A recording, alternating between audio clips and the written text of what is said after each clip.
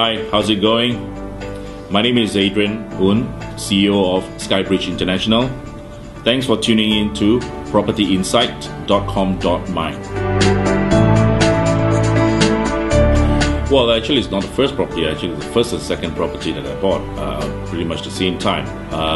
The first one is actually a medium-cost apartment, some parts in Ananjaya, Cheras, which cost me about 68,000. That one we're still keeping with very, very good rental after more than 20 years. And the other one was actually a single-story house in some parts of Untitled Chapter, which I managed to flip. That's where I got my first 20,000 profit from flipping the property.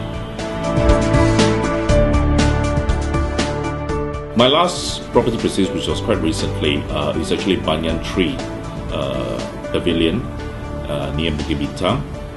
This is actually considered one of the branded high-end residences, which I intend to keep for a longer period and see how the market reacts. And if the value is good, I may decide to sell it off. I think this is a good buy considering right now KLCC and Bukit Bintang prices have actually gone so high up.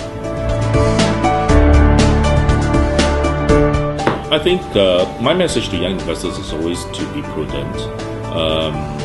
Cut down on spending on unnecessary items. Stop going to other pubs and start drinking, spending money, unnecessary drinking, and going to clubs and spending on clothes and watches and shoes. I think people, young investors these days need to understand that you should invest in an asset, like for instance property, to hedge against inflation, and maybe if you're lucky, you can actually get rental income. So one of the things that young investors should know is that you need to ask yourself your financial standing before you even purchase your first property. Will you be able to repay your installment once it's completed and is handed over to you?